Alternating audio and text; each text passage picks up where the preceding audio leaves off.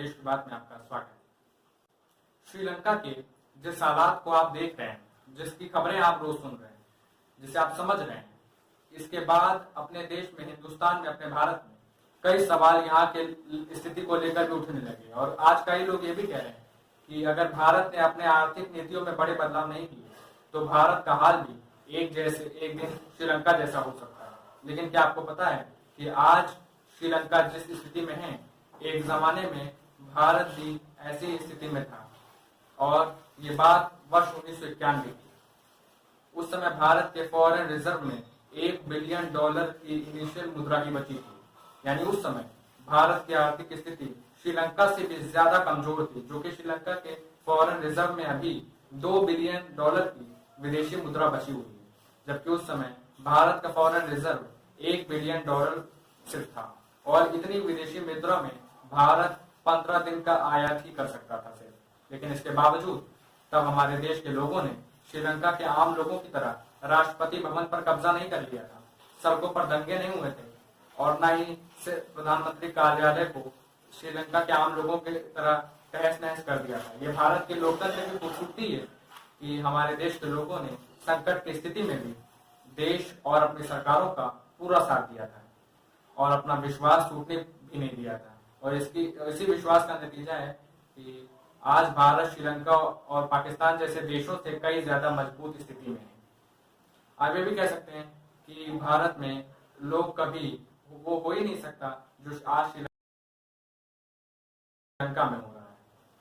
हमने कुछ आंकड़े आपके लिए निकाले हैं, आज पहले आप वो देख लीजिए। आज इस समय भारत के विदेशी मुद्रा भंडार 46,50,000 करोड़ रुपए का है, जबकि श्रीलंका का विदेशी मुद्रा भंडार सिर्फ 15,500 करोड़ रुपए का है और पाकिस्तान का विदेशी मुद्रा भंडार 77,420 करोड़ रुपए का है। विदेशी मुद्रा भंडार के मामले में चीन, जापान और स्विट्जरलैंड के बाद भारत दुनिया में चौथे स्थान पर है। यानी हम इस विदेशी मुद्रा भंडार के मामले में सबसे अभी मजबूत नजर आ रहे हैं, चौथे स्थान पर है पूरी दुनिया में। और आज इसी वजह से भारत का विदेशी मुद्रा भंडार अस्थिर हो भी जाता है तो भारत इतने फॉरेन रिजर्व से भी अगले 10 महीने तक दूसरे देशों से आयात को जारी रख सकता है, जबकि श्रीलंका के पास सिर्फ इतना विदेशी मुद्रा भंडार है कि वो सिर्फ कुछ ही हफ्तों का आयात कर सकता है और पाकिस्तान सिर्फ 2 महीने का ही आयात कर सकता है। डॉलर के मुकाबले भारत का रुपए कमजोर जरूर हुआ है, लेकिन दूसरे देशों की तुलना में हमारी करेंसी अभी भी काफी मजबूत है। आज $1 भारत के 79 रुपए 60 पैसे के बराबर है, लेकिन श्रीलंका के 357 रुपए 55 पैसे के बराबर है और पाकिस्तान के 210 रुपए और 87 पैसे के बराबर है। इसी के अलावा गोल्ड रिजर्व के मामले में भारत की स्थिति भी बहुत मजबूत है। भारत के पास 760 टन गोल्ड रिजर्व है, जबकि श्रीलंका के पास सिर्फ 1.5 टन गोल्ड रिजर्व बचा हुआ है। 2018 में श्रीलंका के पास 20 टन गोल्ड रिजर्व था, लेकिन 2021 में श्रीलंका के राजपक्षे सरकार द्वारा इसे बेचा गया और इस पर लोन लिया गया, और जिससे श्रीलंका के गोल्ड रिजर्व में यह ऐतिहासिक गिरावट। हालांकि ऐसा भी नहीं है कि भारत के लिए कोई चुनौती नहीं है। भारत में बढ़ती महंगाई, डॉलर की तुलना में रुपए का कमजोर हो जाना और आर्थिक क्षेत्र में सुस्ती, यह ऐसे मुद्दे हैं जो भारत की मुश्किल बढ़ा रहे हैं। लेकिन अच्छी बात यह है कि सरकार और आरबीआई इस पर पहले से अलर्ट है। जैसे आरबीआई ने इंटरनेशनल ट्रेड सेटलमेंट के लिए भारतीय रुपए के इस्तेमाल को इजाजत दे दी है। सरल शब्दों में कहें तो भारत को अब उन देशों या कंपनियों से व्यापार करने में आसानी हो जाएगी जो डॉलर में व्यापार करने के लिए उत्सुक नहीं थे।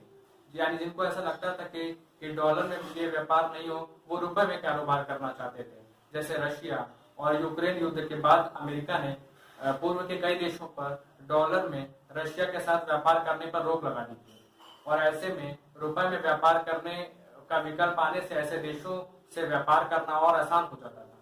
यानी ग्लोबल ट्रेडिंग में जो रुपए का जो बढ़ावा मिलता है, उससे स्थिति जो होती है हमारी वो और मजबूत हो जाती है।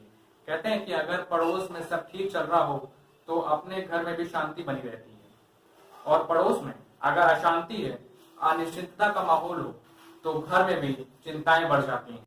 इसलिए श्रीलंका के संकट में भारत के लिए चिंताएं भी हैं। श्रीलंका में अनिश्चितता का माहौल ज्यादा है, तो वहां से पलायन लोगों का शुरू हो जाता है और ये लोग शरण के लिए भारत आ सकते हैं। वर्ष 1983 से वर्ष 2009 के बीच जब श्रीलंका में गृह युद्ध की स्थिति थी, तब भी श्रीलंका के लाखों नागरिक भारत में शरणार्थी बनकर आए थे।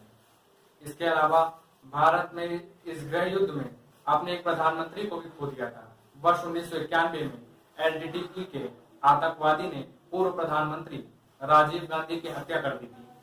तब भारत ने श्रीलंका में अपने पीस कीपिंग फोर्स यानी शांति सेना भी भेजी थी, जिसमें श्रीलंका के हालात भारत के लिए मायने रखते हैं। दूसरा, श्रीलंका सरकार पे चीन का दबाव भी बढ़ रहा है। हालांकि क्योंकि श्रीलंका में सबसे ज्यादा 10% कर्ज अकेले चीन से लिया हुआ है, तो हो सकता है कि श्रीलंका को चीन पर और ज्यादा निर्भर होना पड़े और ये भारत के लिए अच्छी स्थिति तब नहीं होगी। वैसे श्रीलंका की सरकार के खिलाफ वहां के नागरिकों ने काफी असंतोष है, जिससे वहां हिंसक प्रदर्शन बढ़ रहे हैं। जिससे अगर श्रीलंका में फिर से गृह युद्ध जैसे हालात बनते हैं तो उसका असर भारत पर भी पड़ेगा और श्रीलंका के अलग अलग क्षेत्रों में भारत ने भारी निवेश किया हुआ है और इस निवेश को लेकर भी भारत की चिंताएं बढ़ रही हैं।